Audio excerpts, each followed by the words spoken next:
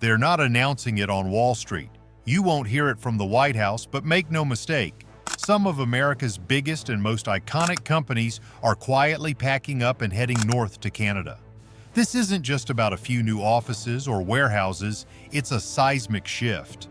Driven by economic pressures, policy chaos, and survival instincts, these corporations are redrawing the map, and you're probably still driving past their U.S. signs without realizing the lights are already going out. Stick around, because the names on this list will shock you, and the reasons, even more. 6. Coca-Cola, slipping across the border. Who would have thought the king of soda, the red and white symbol of baseball games and backyard BBQs, would ghost the U.S. like a bad ex? But that's exactly what Coca-Cola is doing. No big announcement, no media frenzy. Just quiet moves. A new packaging plant in Ontario here, a deal with aluminum suppliers in Quebec there. Why? Tariffs. After U.S. tariffs slammed aluminum imports, the cost of producing cans exploded. For Coca-Cola, that meant either eating massive losses or finding a workaround. Guess which one they chose? It's not just about saving on cans, it's about operations, jobs, and long-term viability. Plants in the U.S. are slowing down, costs are rising, and soon that all-American Coke you grab off the shelf might say Made in Canada on the label. If Coca-Cola is quietly slipping out, what's stopping other giants from following? Spoiler alert, nothing. Year 5. General Motors. The slow exit of an American icon, GM isn't just a company, it's a piece of American history. From your grandpa's Buick to the Chevy that got you through college, GM helped build the American dream. But dreams change. In 2025, GM is making moves, calculated, strategic, and largely under the radar. While U.S. customers deal with sticker shock from cars that cost thousands more than they did a few years ago, GM has been quietly investing over $2.6 billion in Canada since 2020. From EV drive units in St. Catharines to a billion-dollar battery plant with POSCO in Quebec, GM isn't just exploring options, it's committing. And it's not a reaction, it's a plan. Rising steel and aluminum tariffs in the U.S. pushed their supply chain to the brink. So GM started shifting parts, production, and jobs where it's cheaper, faster, and easier, north. Back in the U.S., their plants like Cami Assembly are laying off workers to retool. Translation: we're closing now and might not reopen. Meanwhile, GM is hiring engineers in Ontario and Quebec by the hundreds, focused on smart manufacturing, EVs, and automation. Don't let corporate interviews fool you. On paper, GM says it supports American jobs, but every dollar invested in Canada is a dollar not spent in Michigan, Ohio, or Indiana. Towns built around these factories are shrinking. Schools are losing students. Grocery stores are closing early. GM isn't just leaving buildings, it's leaving communities. And here's the scariest part. It's not politics. It's math, logistics, efficiency. The moment Canada became the more stable and profitable place to build cars, GM started packing. 4. Alcoa. When aluminum moves, so does everything else. You don't see it, you don't hear it, but the aluminum that holds your car together, that wraps your soda, that helps build planes and skyscrapers, it's shifting north. And fast. Alcoa, a backbone of American heavy industry for over a century, has been quietly decoupling from the U.S. in 2025. Why? A deadly combination of exploding U.S. electricity prices, failing smelters, and brutal 25% tariffs on imported aluminum. Even Alcoa couldn't absorb that kind of economic gut punch. One port slows in Houston, another booms in Montreal. Texas loses a shift, Quebec gains another. Alcoa's billion-dollar upgrade in Bay-Chimo, Quebec? It's been paused, but their hydroelectric contracts there now run through 2040.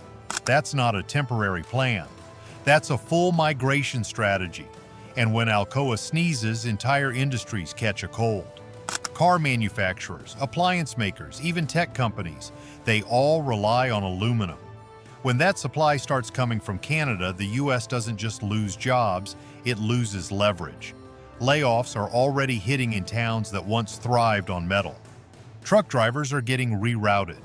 Smelter workers are being told there's no shift this week, not because demand is down, but because the metal is now coming from Quebec. 3. Campbell Soup. When comfort food leaves, something's really wrong.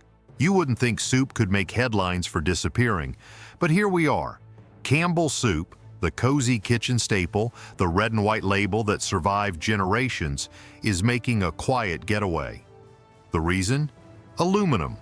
Over 90% of Campbell's products come in cans. So when U.S. tariffs jacked up the cost of Canadian aluminum, we're going to bring it from 25% to 50% the tariffs on steel into the United States of America, which will even further secure. And then the price of aluminum itself rose again. It became a pricing nightmare. Campbell customers aren't luxury buyers. They feel every dime. A 10-cent jump per can can mean the difference between dinner and skipping a meal. Campbell had two choices: raise prices and lose customers, or shift to a cheaper production model. They chose Canada. No big press release, no commercials, just contracts moving to Ontario. Job listings quietly appearing in Toronto and London, Ontario. This isn't a brand fading away. It's a company making surgical moves to survive. And the ripple effects, massive. When Campbell shifts even part of its production, label printers in Ohio, carrot farms in Michigan, and truckers in Pennsylvania feel the pinch. In 2025, Campbell slashed their growth forecast, citing $90 million in extra costs from raw materials alone. That's not minor. It's a flashing red light. Meanwhile, Canada, with stable hydro, friendlier policy, and no tariff insanity, is looking more like home base. When a can of soup becomes unaffordable to produce in America, where does it end? 2. Tesla. The electric future is now powered by Canada. Tesla isn't leaving the US. They're just hedging their bets. And if you're not paying attention, you'll miss it. While everyone's watching Elon Musk's tweets, Tesla is building its future in Ontario and Quebec, and they're doing it methodically. Why? U.S. electricity grids are unreliable, energy bills are skyrocketing, and American regulations are making factory construction feel like climbing Mount Everest blindfolded. So Tesla turned to Canada. Clean energy? Check. Hydropower? Yep. Canada has it all. Tesla is now building a full-stack EV ecosystem in Canada, from raw materials to finished batteries. Hundreds of engineers are being hired, quietly. In Quebec, battery production is accelerating. Canada even launched a $52.5 billion federal provincial investment strategy to lure companies like Tesla. Meanwhile, U.S. gigafactories are slowing, stalling, or going silent. This isn't expansion. When Tesla goes, suppliers follow. Number 1. Ford, the blueprint for American muscle, now has a Canadian accent. The company that put the world on wheels is shifting gears, and not toward Detroit. In 2024, Ford dropped $2.3 billion into Oakville, Ontario. Not for EVs, but for their beloved gas-powered Super Duty trucks. Why? Because EV hype fizzled, battery costs ballooned, and U.S. energy policy got chaotic. In Canada, cheaper, cleaner hydro, fewer regulatory headaches, and, oh yeah, a $500 million incentive package. Ford said, sure thing. Now 1,800 jobs are secured in Canada. Parts suppliers are reworking contracts. And U.S. towns? They're watching the opportunities evaporate. If you found this video insightful, don't forget to hit that subscribe button. Stay tuned for more updates and content. We've got plenty more coming your way.